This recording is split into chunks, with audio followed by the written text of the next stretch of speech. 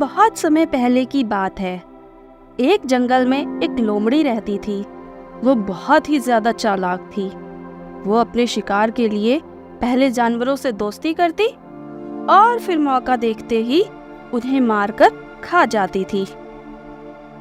इसी आदत की वजह से जंगल के सभी जानवर उससे दूर रहते थे। एक दिन वो भोजन की तलाश में इधर उधर घूम रही थी, पर उसे कहीं शिकार नहीं मिला। तभी उसकी नजर एक मोटे मुर्गे पर पड़ी, जो एक पेड़ पर बैठा था। वो लोमड़ी मुर्गे को देखकर सोचने लगी, कितना बड़ा और मोटा मुर्गा है, ये मेरे हाथ लग जाए तो मजा ही आ जाए। वो रोज मुर्गे को देखने उस पेड़ पर आती और उसके नीचे उतरने का इंतजार करती, लेकिन वो मुर्गा पेड़ पर ही बैठा रहता था। एक दिन वो पेड़ के पास आकर बोली, मुर्गे भाई, तुमने एक बात सुनी है? बहुत बड़ी खुशखबरी है सबके लिए। मुर्गे ने पूछा, खुशखबरी?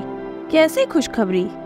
लोमड़ी बोली, आज आकाशवाणी हुई है कि अब से इस जंगल के सारे जानवर एक साथ मिलजुल कर रहेंगे।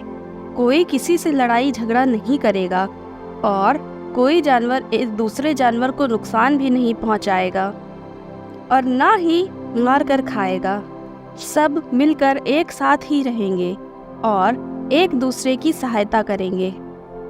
मुर्गा बहुत चालाक था। वो लोमड़ी की बातों को समझ रहा था। उसे पता था कि ये लोमड़ी झूठ बोल रही है, इसलिए मुर्गे ने उसकी बातों पर ज्यादा ध्यान नहीं दिया।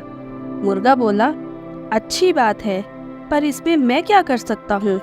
लोमड़ी फिर से बोली, ओ मुर्गे भाई, इसी बात पर नीचे तो आओ, हम गले लगकर एक दूसरे को बधाई देते हैं। मुर्गा लोमड़ी की चालाकी समझ चुका था।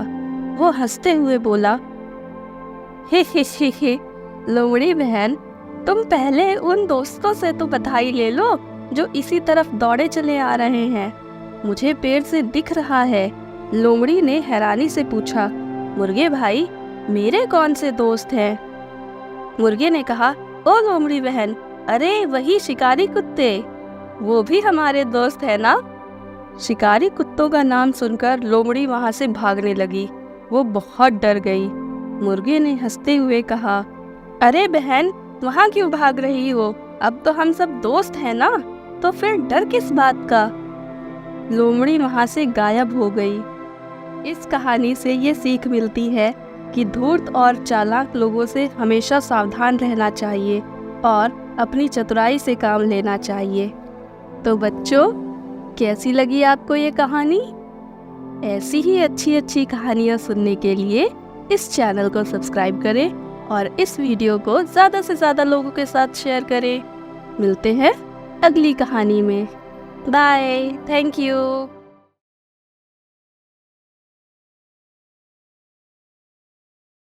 एक गांव में एक किसान रहता था।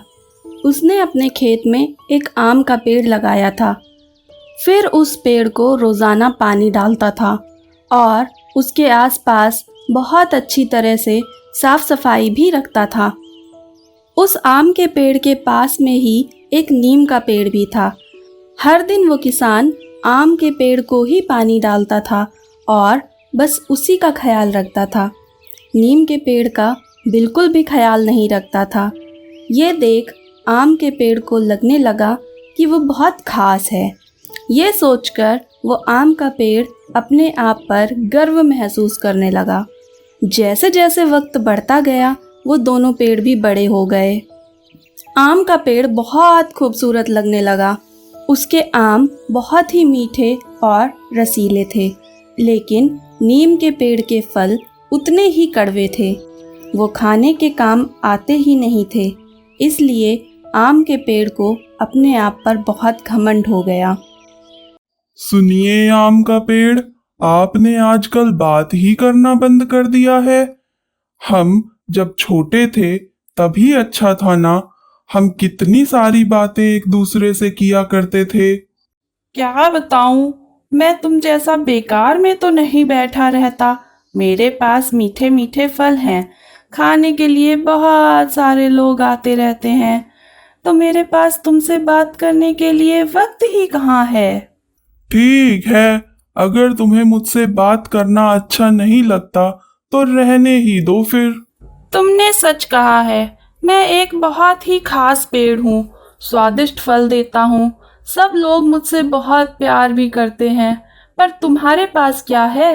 तुमसे बात करके मैं अपना वक्त बिल्कुल बर्बाद नहीं करूँगा। अपने आप पर इतना घमंड मत करो।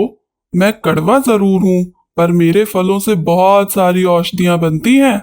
मेरे पत्तों में, मेरी डाली में और मेरी जड़ों में बहुत अच्छे अच्छे गुण हैं, जिससे लोगों को बहुत फायदा होता है। इसलिए मैं तुमसे बेहतर हूँ। ऐसा कुछ भी नहीं है।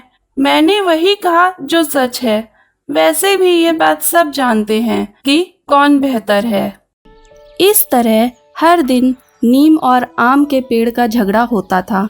रोज रोज उन दोनों का झगड़ा बढ़ता गया। दोनों अपनी अपनी तारीफ करते थे कि मैं ज़्यादा खास हूँ या मैं ज़्यादा खास हूँ। इन दोनों पेड़ों के बीच में एक नारियल का पेड़ भी था, जो हर दिन इन दोनों का झगड़ा सुनकर अपने कान बंद कर लिया करता था। एक दिन आम और नीम के पेड़ का झगड़ा कुछ ज़्यादा ही होने लगा और फिर नारियल के पेड़ से ये बर्दाश्त नहीं हुआ। नारियल का पेड़ बोला, ओफो, क्या रोज रोज झगड़ा करते रहते हो हमेशा? क्या अपना झगड़ा कभी बंद नहीं करोगे? माफ कीजिए नारियल जी, आपको शायद परेशानी हुई होगी, पर देखिए ना, ये आम का पेड़ हमेशा मुझे नीचा दिखाने की कोशिश करता है। ऐसा कुछ भी नहीं। मैंने वही कहा जो सच है। और वैसे भी ये बात सब जानते हैं। आप ही बता दीजिए अब कि हम में से कौन बेहतर है। अगर तुम बुरा ना मानोगे तो मैं सच बताऊंगा। तुम बहुत मीठे मीठे फल जरूर देते हो, इसलिए सब लोग तुमसे बहुत प्यार करते हैं। नीम के फल कड़वे जरूर हैं, लेकिन उसके बहुत सारे अच्छे अच्छे फायदे हैं। उससे बहुत अच्छी अच्छी औषधियाँ बनती हैं और वो लोगों को बहुत काम भी आती हैं। इसलिए मुझे ये लगता है कि नीम का पेड़ तुमसे बेहतर है। ऐसा कुछ भी नहीं। सिर्फ तुम्हारे बोलने से कुछ नहीं होगा। मेरे फलों का कोई जवाब नहीं और ये बात सबको माननी होगी। आम के पेड़ की घमंड भरी बातें सुनकर किसी ने कुछ नहीं कहा और चुपचाप हो गए। कुछ दिन गुजरने के बाद आम के पेड़ के सारे फल गिरने लगे। उसकी जड़ों में कीड़ा लग गया था, जिसकी वजह से आम का पेड़ बहुत कमज़ोर हो गया। उसके पेड़ के सारे पत्ते टूटकर गिरने लगे। वो बहुत ज़्यादा कमज़ोर हो गया।